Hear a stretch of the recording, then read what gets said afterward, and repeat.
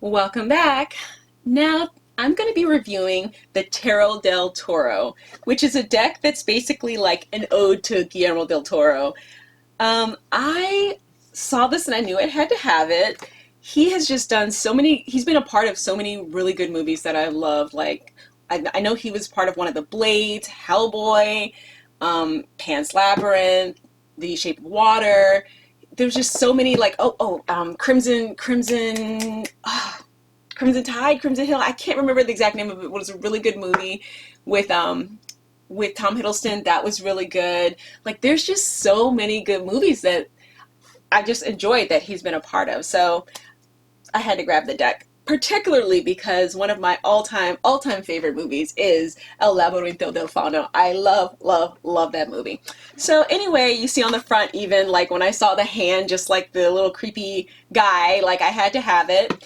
The deck itself, I love the box. Something that really stood out to me was just what good quality this deck was. Like even though it is, a mass market deck, it is such good quality. It feels like an indie deck. Like it's really nice. Oh, and just look at the front of the guidebook. You see on there it has the mandrake that Ofelia puts under the bed, under her mom's bed. Oh, love it. So opening the deck itself, I mean, look at the inside even. It's like such cool details with it. They did a really good job with this. And the cards, they have this great feel to them. Almost kind of like a laminated. This might be a thing now, this new kind of lamination, but it makes the cards feel so good, and they're not too thick so that they do shuffle well, but they're not so thin as to like destroy and wrinkle and die in your hands. Really cool. So just going through it, I'm going to be showing you all the cards in the deck, and I'm super excited to go through this because, like I said, I do love Pan's Labyrinth. It's like a favorite movie of mine. I'm like, when I watch movies, for some reason, even though I know like this movie's sad or this movie's happy or whatever, I like the movie, but I don't get like real emotional about it. So for the longest time, the only movie that even had me feel any emotion was My Girl, when Macaulay Culkin's in the coffin, in the wake for his funeral, and Vega sees him and she says, "Where are his glasses? He can't see without his glasses." I'm like, I felt it in my heart. I'm like, oh girl, exactly. So that's like, after that, nothing. Just, I mean, I've enjoyed movies, but I just don't feel that like pull.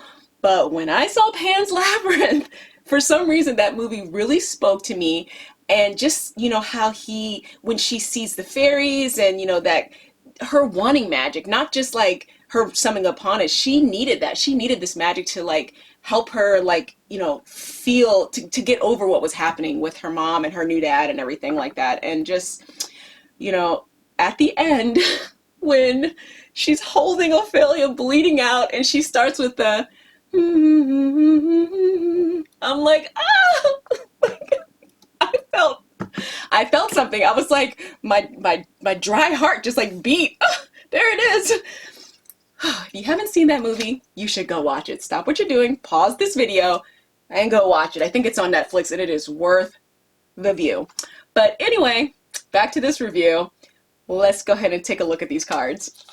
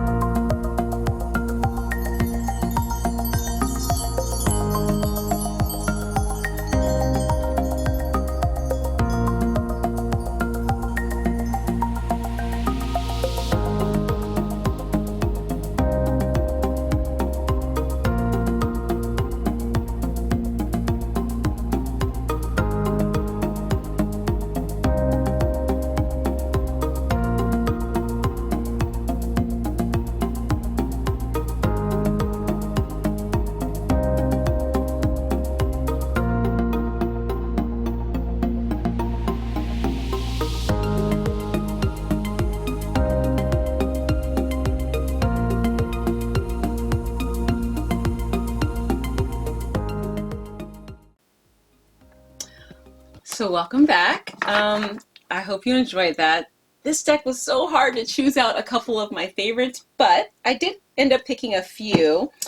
Um, I couldn't decide on three, so I picked my four favorites, which the first one I'm going to show you is, of course, Ofelia from Pan's Labyrinth. You know I love her. She is the star, and she just, look at this, she has her fairies around her, and she's just, full of hope and things that could possibly go right, almost to say, like, look at her, she's like, it's so cute. Like, I'm feeling it just like looking at this card. I'm feeling it again.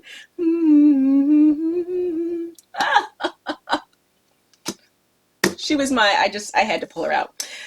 The Pale Man as the Hermit. I mean, I don't know who could have been better for this one, because he's definitely alone by himself, dried up somewhere, waiting around all alone. All alone. He's the Hermit. He is. This is on point. This is perfect for this deck. The Lovers from The Shape of Water. I had to choose another card from one of my other favorite stories. It's definitely my second favorite Guillermo del Toro story, and I think this is perfect how they're kind of floating there, and that, what's going to happen, we don't know. They're just floating away together. And last but not least, we have the Valet of Blades, which is like the Page of Swords. We have Mercedes from Pan's Labyrinth, and I thought this was pretty good because it's like, she has that special knowledge, but she has to kind of like walk along that sword with that information she has, and I thought this went well with it. Whew. Let me not get a pull and get these two together, because I might crumble. But that's it for this deck review. I thought that this was really cute. Definitely another fun deck to have in your collection for all of our deck collectors out there. The artwork is really adorable, and I like that the forward is by Guillermo del Toro, so he was a part of this, and the actual illustrations and the meanings are written by Tomas Hijo. So give it a chance. Take a look. It was not, it's pretty affordable. I'll put the link down to Amazon there, but it's worth it. I'd say yes, this is good. That's it for today's deck review. If you have any comments about it, please drop them down there in the comment section below. And since that is it, well, until next time.